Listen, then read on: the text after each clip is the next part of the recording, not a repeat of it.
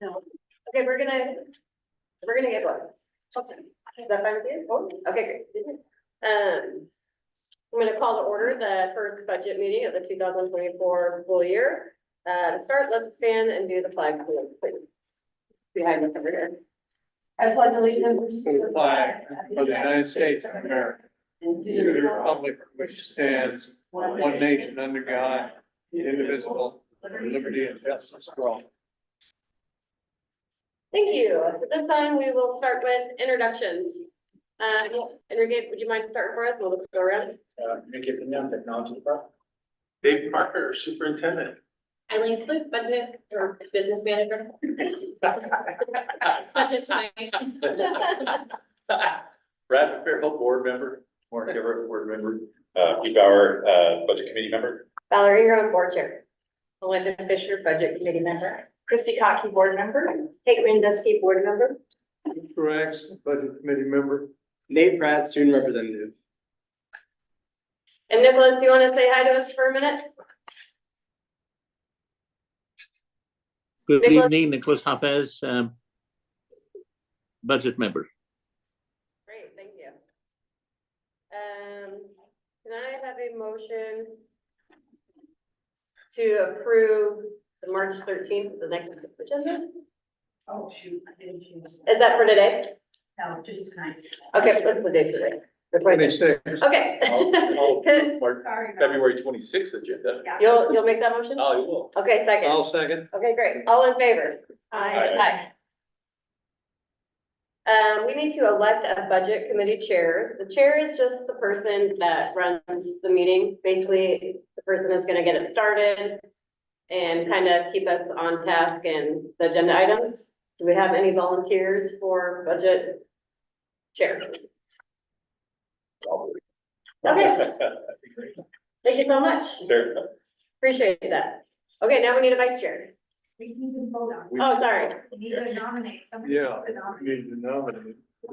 So, go ahead. I'll nominate Peter Bauer as chairman. I'll second. All in favor? Aye. Aye. Okay. Anybody want to volunteer to be the vice chair? I don't mind doing it. Oh, because I'm very good. So I'll nominate myself to be the vice chair. I'll second it. All in favor? Aye. Aye. Good thing you got a second. I wouldn't care if I did it. Vote anyway. Yeah. Okay, we're gonna turn it over to Eileen, who's gonna lead us through budget 101. Right. So tonight, we're gonna just start with budget 101. It's more of an intro to our budgeting process, the board's roles and responsibilities, and just kind of the framework for the budget. It's our kicking off point for the season, and just kind of building that background information. When we look at local budget law, we have Oregon 294, 305 through 565, which sets our requirements around budgeting. It sets and establishes our procedures that we have to go by for preparing the budget, how it's presented, what it looks like in the budget document, and it's consistent for all local entities, public entities in the state. So it sets those frameworks. It encourages opportunities for the community to participate through the budget process, whether it be through public comment, through the board hearing, serving as a budget committee member. It provides the justification for the imposition of property taxes in our community, whether that's our local property taxes for general operating funds or our bond property taxes to pay the bond debts that have been passed in prior years. And then it controls the expenditure of public funds. So it sets the maximum appropriation limits of what we can spend by major fund and function. So it sets that maximum level of spending for us based on the anticipated resources in the document. A budget is really a financial plan for the fiscal year. Our fiscal year is July 1st, 2024 through June 30th, 2025. So that is the year that we will be looking at. It's based on estimated resources, estimated expenditures, and it kind of takes what our financial plan is moving into the year. It's the basis for what we set that maximum authority for appropriation spending. Key dates in going through, this process.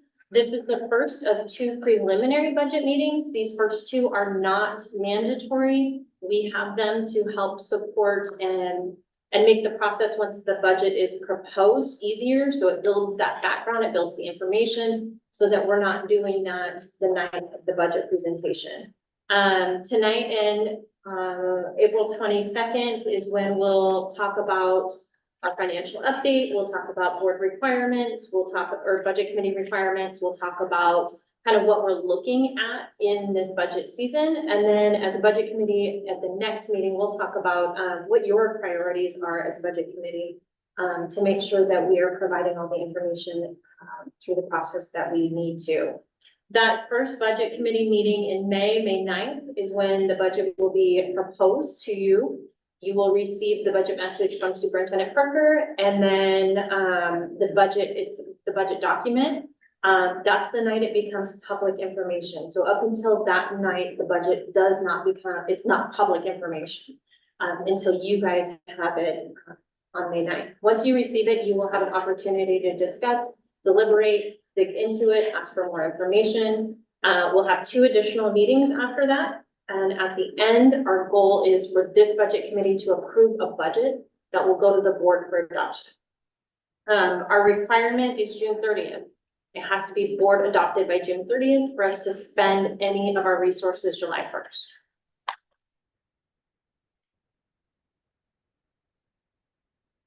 Budget meeting requirements. So this is a public meeting of the board. And so we do have to follow public meeting laws. All of our budget committee meetings are open to public. It is, quorum is required to conduct business. So we have to have at least 6 members of this committee here. Our budget committee is made up of all 5 board members and then 5 or equal amount of, community members appointed by the board. So the budget committee as a whole is a 10-member committee. Majority vote is required in order for the budget committee to take action. And then you must take public comment at 1 or more meetings. As far as roles and responsibilities of the different groups that are part of this process, the budget committee, this group here, your required roles is to receive the budget message, listen to the budget message from Superintendent Parker, review the budget, listen and consider public comment and public feedback through the process, and then discuss and deliberate and approve the budget.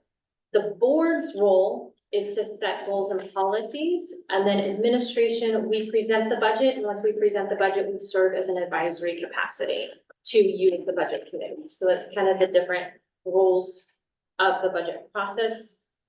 A reminder of what's not the budget committee's role. The budget committee doesn't set staff salaries or benefit levels. So the budget committee is not saying, you know, we get 20% COLA on everybody. The budget committee is not saying that a certain individual is going to be a first grade teacher at this building. You're not setting staffing placements. You're not talking about individual employees, not adding or deleting major programs or developing policies. Those are really the roles of the board itself or administration. At the end of the process, really what we're looking at, and the requirement is to set, this is last year's appropriations that were set by the budget committee and the board. But set an appropriation limit, the maximum spending limit by major fund and function. So this shows general fund instruction, general fund support services, facilities. So our goal is to set that maximum spending limit by major fund, major function. This next slide is just an example of what an account code structure looks like. This is a required account code structure by the state of Oregon. And these numbers are things that you will see throughout the budget process and the budget document when you get to it. Major funds are our general fund, grants, debt, capital, enterprise, internal service, and then our trusted private funds.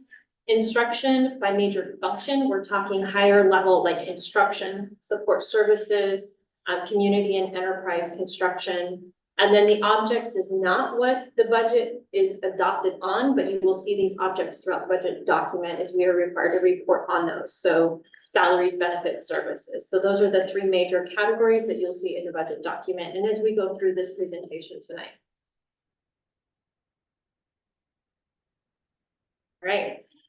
Once you have an opportunity to review the budget, receive the budget, review it, discuss, deliberate, you'll really have four options at the end. One, you can approve it as it's been presented with no changes. Two, you can increase the appropriation amount.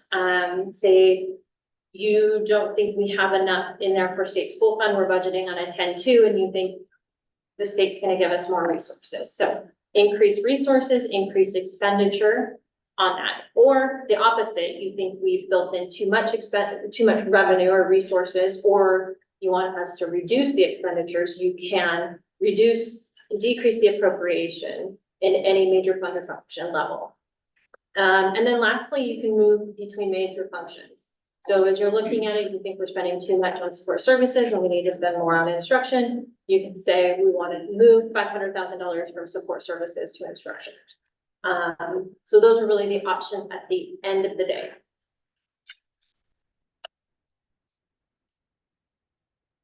Going into some historical data, this time every year I try to look at how we, to give a perspective of how we actually spent our resources and expenditures, or received our resources and expended our expenditures the prior fiscal year. And then we'll follow up with what that looks like as compared to other districts our size and same demographics. So last year, we received $214 million in resources. Much of this was our capital projects. That was the first bond sale that we did as part of the 22 bond. In the prior year, this one shows our capital projects is 47% and our general fund at 35.6%. The prior year, our general fund was at 67%. So these next couple of years, you'll see the capital projects higher. As we start spending down those capital projects, you'll start seeing that go down and come back into balance.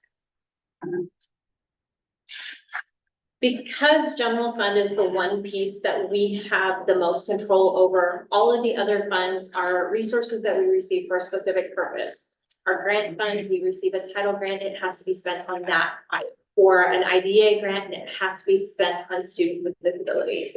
Or our capital projects has to be spent with that. Our general fund is the one piece of our budget that we have the most flexibility with. That is how we staff all of our classrooms. That is how we fund most of the operations that go on in the building. So that's what we focus on primarily through the budget process, because that's what we have the most control over.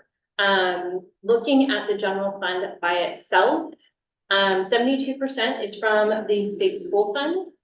And when we combine state school fund, property taxes, county school fund, common school fund, and state timber, that makes up 94.6% of our total resources in our general fund. Those items are all part of the state school fund formula and part of the equalization. So if one goes up, the state, like if property taxes go up, our state school fund will go down. If property taxes go down, our state school fund will go up. So all of those pieces are controlled by enrollment and our demographics of our enrollment. The other resources, that 5.4%, that's the only thing that is not controlled directly by enrollment and demographics. That's going to be our interest revenue, our student fees, E-rate reimbursements, reimbursement of prior year expenditures. Those are really minor. Indirect rate is in there. But overall, most of our resources are controlled directly by our enrollment. Eileen, the state timber, is that pretty consistent 1% every year, or does that fluctuate a little bit? State timber fluctuates. Since I've been here, it's been anywhere between $500,000 to 1.2 million. It fluctuates each year based on what's going on in our school district boundaries timber harvest. I don't anticipate it being as robust in the upcoming years.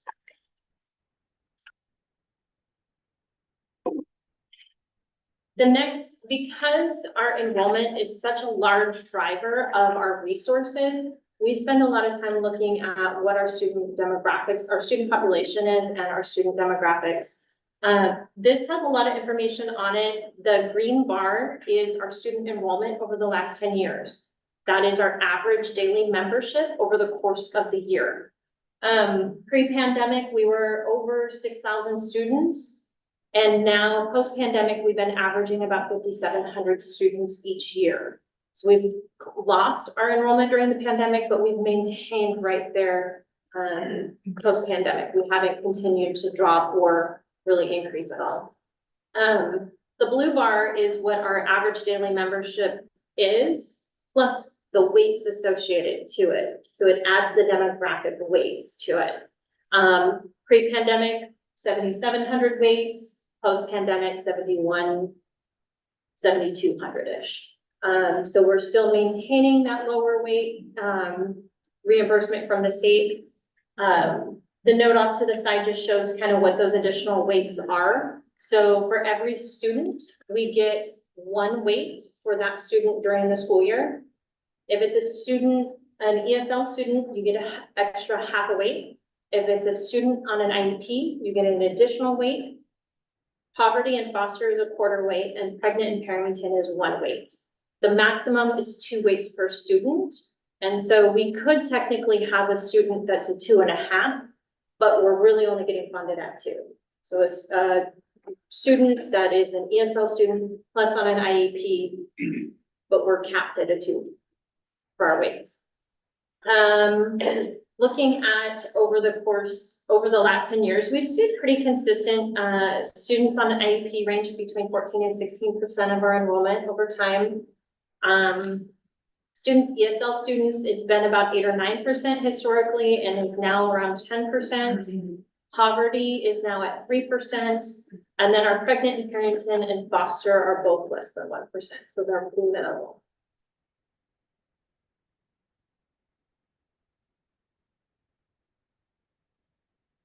Looking at our general fund expenditures for 2022-23, we ended with $77.1 million in expenditures for our general fund, of which 77% of that was salaries and benefits. Another 8% was contracts, including transportation, custodial, and grounds, 2.3% for charter schools, 2% for utilities. And that means everything else from supplies and materials in the buildings, computer equipment, technology, software, all of those other things that don't fit in the services or salaries and benefits is 5.9% of how we spend our funds. So most of it is very labor intensive.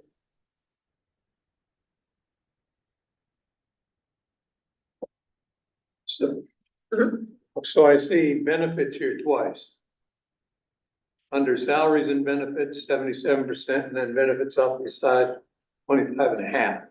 So salaries and wages is 51.7%. Up to the right, I saw benefits here on the, Yeah. on my, So the benefits at the bottom, the 25% plus the salaries and wages of 51% is the 77%. So I just combined those two to highlight salaries and benefits Okay, got it. combined. Thank you. Yep. All right, this one is general fund broken out by major functions. So how over time we have spent our expenditures broken out between instruction or support services. This last year was 62.4% on instruction and 37.2% on support services. So we can see over time how that trend goes. Instruction is going to be everything related to the instructional classroom. So that's your teachers, your instructional aides, your ESL support, your IEP support, anything that's directly related to the classroom and instruction daily. The support services is going to be everything else. That's going to be your librarians, your counselors, your Secretaries, administrators, district office, custodial, maintenance, transportation, all of the other stuff is in the support services. So just shows the, what's directly related to the classroom versus everything else. This shows the historical ending fund balance, budget compared to actual. Pre-pandemic, we would budget between 8 and 10% and end about 14%. Post-pandemic has been a little bit more challenging. We've been budgeting between 8 and 11%, and we're actually ending about 20%. Just changes and shifts in the spending has impacted, along with transition of staff, higher turnover, shortage of subs, increasing grants and federal funding and trying to utilize those first before using our general fund. So there's been a lot of things happening. Our hope is over the next couple of years, this will stabilize and get back in alignment.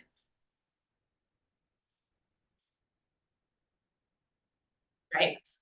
How we compare to like districts. Any questions before I move on? You're doing great. Appreciate it. All right, comparing to like districts. When we compare to like districts, one of the things I look at every year is I try to look back through the data across the state and see if our like districts are changing, are they the same? And so this year, what I'm looking at is 5 site data. It's actually from 22, so it's a little bit behind. But I'm pulling information on districts plus or minus 2,000 students. We are in kind of an odd place. We're a middle district, and so we're not a large district, we're not a small district, so we don't have as many comparables. So that's why I have plus or minus 2,000 students, plus or minus 5% in weights. So for Scrove, we have 23% additional weights. So our students on an IEP, our ESL, poverty, pregnant, parented, all of those weights combined. So I'm looking at districts with similar demographics. And then also geographically, within 100 miles from Portland, because Portland metro area gets us to small of a region, but then we don't really want to compare it to rural districts because it's just a different atmosphere. So really looking within that 100-mile radius from Portland. And when we do that, this is kind of small here, but the first column, the ADMR, that is the students. Everything in green is districts that meet that plus or minus 2,000 students. The percentage weights, anything in green, are the ones that meet that plus or minus 5%. And then the distance from Portland is anybody that meets that 100 miles or less. The ones that meet green all the way across are McMinnville, Centennial, Canby, and Hood River. When we're looking at comparables, only comparing us to 4 other districts can be challenging. It doesn't seem like a big enough comparison. So I was looking at, okay, which ones would be next in line for enrollment? That would then add David Douglas and Greater Albany. Which ones would be next in line for weights? That would then add Oregon City, Corvallis, and New Bern. And then the next one in line for distance would actually be Bethel School District. I didn't include them in here, but I could in the future. I just haven't in the past. So this just kind of gives us a little bit broader of a range to look at comparables when we're looking at our financial data. So looking at all of those districts' class size comparisons, this is from the Oregon class size report from February of 23. It's a year old. The next one should be coming up soon. So I can bring this back when the new report comes out. These are all those same comparables, except I added our local ones: Banks, Gaston, Hillsborough, Beaverton, and Tillamook, our boundary ones. And so you can see the average or the median class size between all of these is 23. We're right at 23 for the report from last winter. And this is all grades, all subjects. Yeah, I think we're Centennial. Hey, Barb. It's So still is like this- it does. Oh, Class size comparison for last year. Yeah, it's the report that ODE published last February. The new one should be coming out soon, so as soon as it comes out, I'll keep my eye out for it and try to bring it back. It's interesting. Some of them are pretty low. And I guess I would just imagine maybe this year they're gonna have to do something with that, right? So Right. class sizes are gonna go up, I would guess. And it depends on how they use like their ESSER funds or their HIA funds and, yeah, so It's surprising. this could shift over the next 2 years. Yeah. Okay. This shows, major object comparisons, and this, we're staying on the general fund because that's what we have the most control over.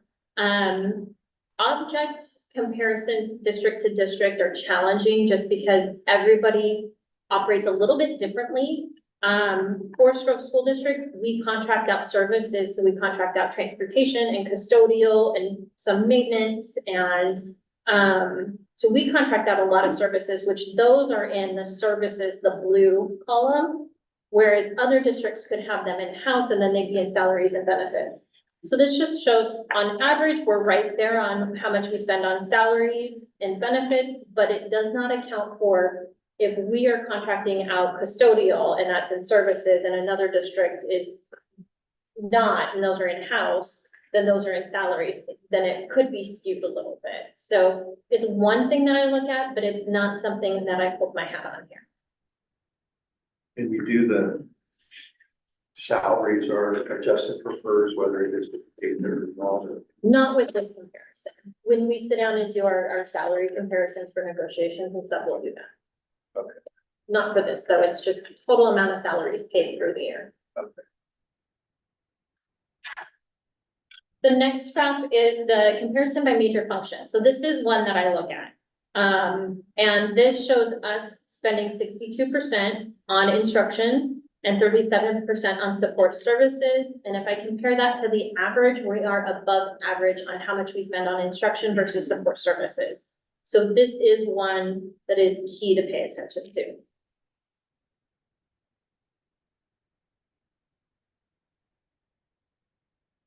Oh, on that. Yeah. I just want to point out on this slide, because the next slide, I'll talk about it a little bit. Centennial has a 12% like bump up there. They put, it looks like in looking at their financials that they took some funds and put to a reserve account for a future expenditure. And so on the next slide, if looking at that, it, again, people have different reserve accounts. And so looking at fund balance doesn't always include all of the reserve accounts. So we don't have significant outside reserve accounts. All of our funds are really sitting in this fund balance. Centennial, if they would not have done that, I could imagine their fund balance would have been higher. Also, it looks like Canby has a slightly smaller fund balance, which would then skew the averages. So this is another thing that it's nice to look at to see where you are compared to other districts, but it's not always telling the same story.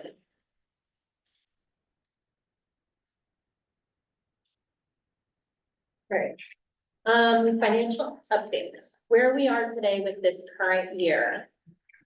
Can I ask one other question before maybe we go on to Yeah. financial? So back on the page that had general fund by major function. um, The support, I think you said the light green is the support. Services percentage, is that? The red, No, is this one I see it. oh, that one. Go back a ways, that probably. There you go. Mhm. So is the light green support services Yes. percentage spending?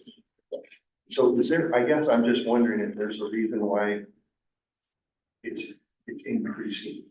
Mhm. Is there, I mean, I was looking at that, Yeah. and what I can see is that in operations and support, we're spending more of what we're in alignment for budgeting. when I'm looking at instruction, this last 2 years, we have had a drop in the instruction side. We're budgeting it, but we've also had a significant turnover in staff. So staff that have more seniority leaving and new staff coming in, and then we've also had shortages in subs. So we've had a little bit of a shift, plus we've had some grants that have been able to fund some of the instructional side. So kind of a combination of all of that is shifting that a little bit So the instructional side is decrease. as Is a that what you're saying? percentage of the whole. And so that's content. Yeah. That's kind of what I was noticing, because I was trying to think. Okay. The other thing, it's the first time, what, 6 years we've been doing this, that Hood River has been in this mix. They have not been on my radar. Is it, are they growing? Is that why the enrollment going? They are on the smaller, they're 3,800 students. We're 5,700 students, so it wouldn't take but a couple of students. Yeah, they're difference. right on line. Yeah, so if they increase a little bit, maybe it would be great. Like, I didn't look at their year over year Yeah. change. But yeah, they're right on that border if we would include them or not. Yeah.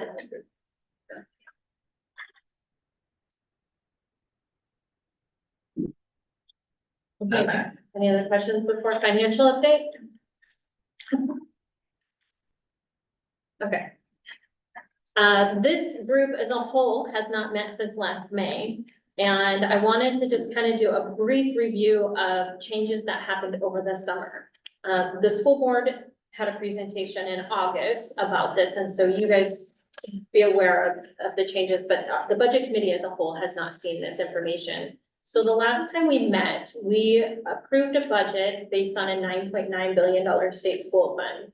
And since then, the state legislature approved a $10.2 billion state school fund for school districts across the state. And with that, it gave us an extra $2.7 million. Part of that you'll see in the next slide is increase in resources. Things that were done with the increase in resources is that we're funding the math adoption. We increased high school and middle school athletic stipends and discretionary budgets. Increased safety and security FTE. We are implementing a reading intervention pilot. The big one is that we shifted health IAs from ESSER funds to the general fund so that we can sustain those long term. That was one of the last components that we were funding with ESSER funds. So this allowed us to be able to maintain those longer term. And then we applied some FTE to continue to reduce class size and remove some bubbles at the start of the school year. We had a couple of blends and we took those out. So those are the big things that changed in August with the additional resources. As far as where we are cash flow, we are. Sorry, this is a little small. Overall, we're sitting at our forecast at 16%. Sorry, it's 2 years historical data, current year budget, and then actual through January, the forecast through the rest of the year, the total projected forecast, and then your comparison to the adopted budget. So those are the major columns across. The big top part is your resources, expenditures, and then fund balance. We had adopted a budget with an $8.6 million fund balance or 10.6%. We are currently looking at $13.2 million or 16%. Looking at the changes, the local resources are up $1.3 million. That's three things. Local property taxes came in higher than what we had anticipated. Interest revenue continues to outpace significantly historical and projections. And then our E-rate and our indirect rate for our grants that are continuing. The grant indirect is going to start to go down in the next 2 years as ESSER funds diminish. So we're continuing with the ESSER funds this year. We'll have a little chunk next year and then those are gone. And then the state resources, 2.6 million. That is the general fund, state school fund increase to a $10.2 billion state school fund.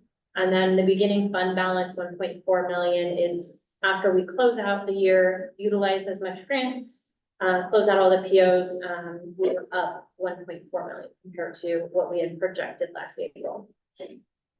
As far as expenditures, it's an increase of $900,000, primarily the items from the last slide. And then the last piece I just want to mention is this is still in deficit spending. So it is still bringing our fund balance down from 21% to 16%.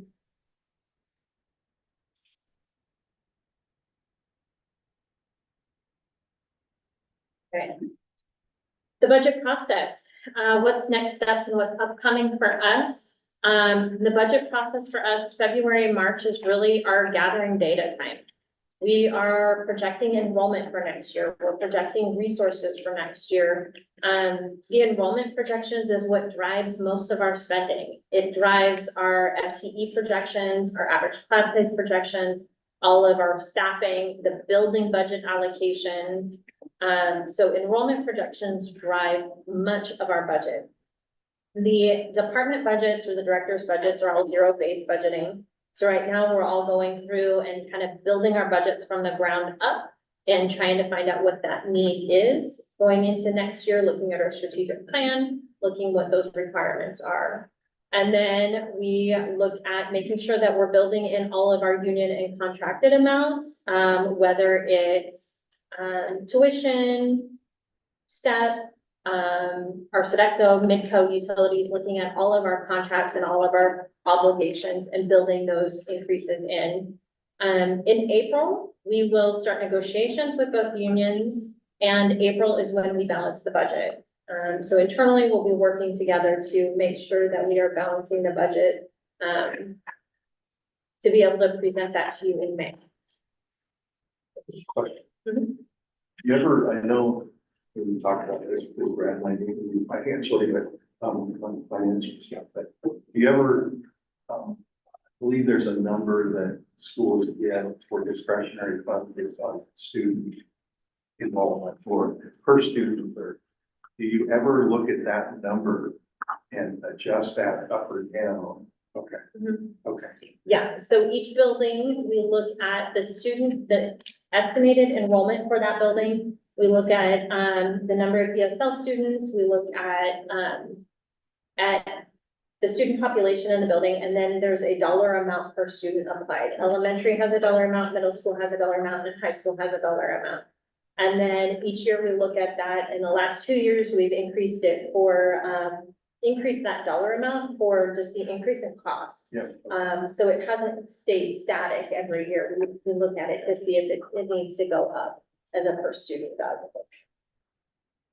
Just curious, that's kind of the discretionary funds that general buildings use for whatever they need to make things work. I wondered if that changed. It does. The last couple of years, we have shifted and increased that value. Okay. So.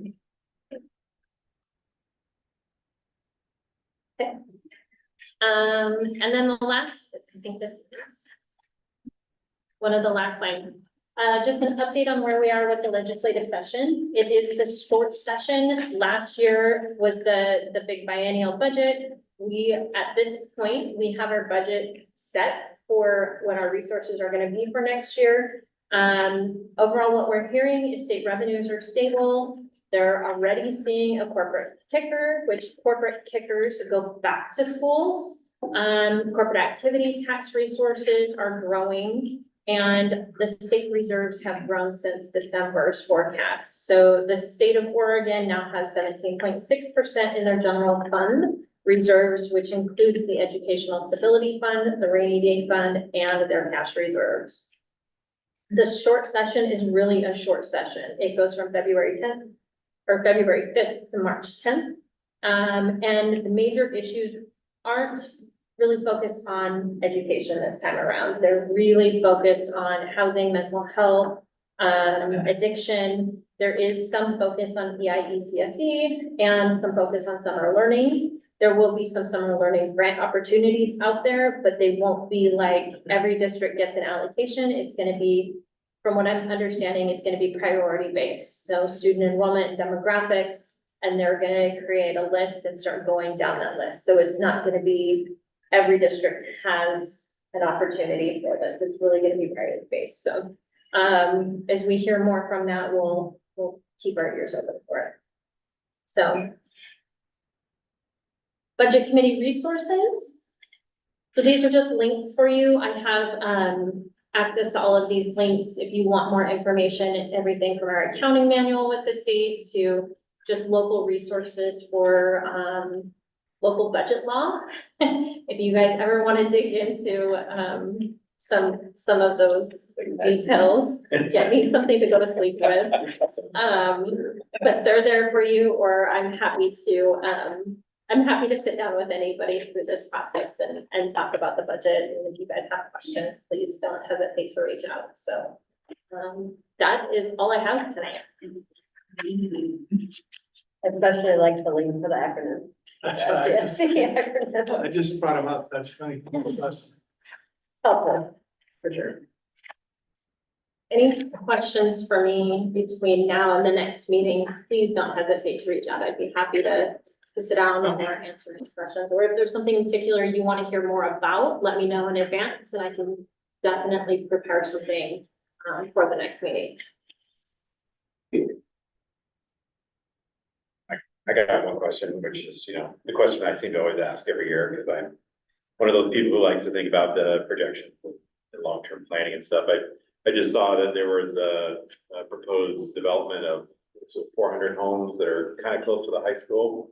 I don't know if that's been approved. I think it might have been approved, but yeah, I'm sure you're already thinking about what that might break down into as far as potential enrollment, and I'm not sure what the timeline on when they're potentially going to start building over there, but my guess is it's in the next couple of years.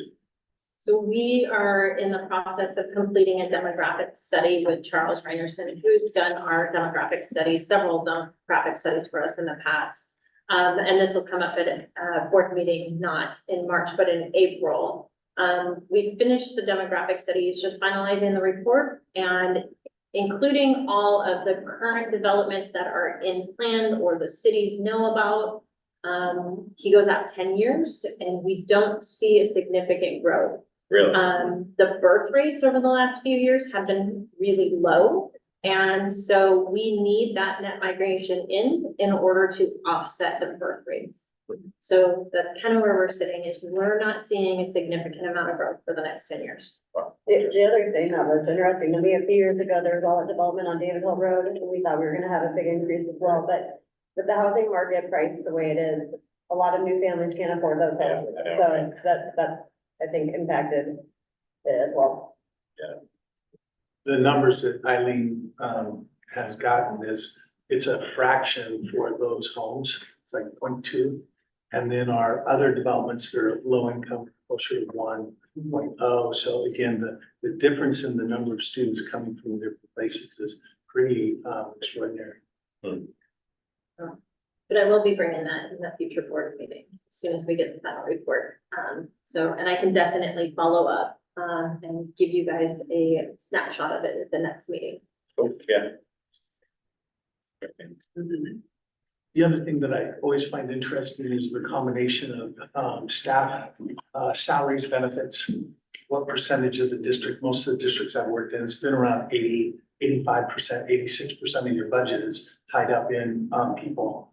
We're at 77%. There's an 8%, where we contract out, which again puts us right up into that 85% range of our expenses or salaries and benefits. And again, it's just reassuring, but also it just shows how much, the amount of money that we have to actually change things with is like 5.9%. It's a very, very small amount compared to all of our other expenditures. So I don't know. I find that interesting. Just, and you said that, we're in a deficit spending 21 to 16, is that a number that, okay. For the current year. It is kind of a good feeling though, just thinking about where we were like, 8, 10 years ago, or even 7 years ago, we were sitting down this budget, talking about a deficit, making reductions. Yeah. The last couple of years, even though we've gone through this tough times, we've had a pretty sound budget, and we've had a tendency to be able to keep class sizes down and maintain a lot of the other services that are going around. So I just think that we're in a good spot. It feels like we're in a pretty good spot right now, even though enrollment is down. And it'll probably be pretty static. So, just a comment. Good job, Eileen. Yeah, agreed.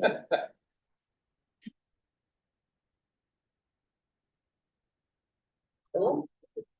And tell us about when our next meeting is. Here. Like our next meeting is April 22nd, You got that. so I'll adjourn until we meet again. Nice job, Peter. Thanks. Well done.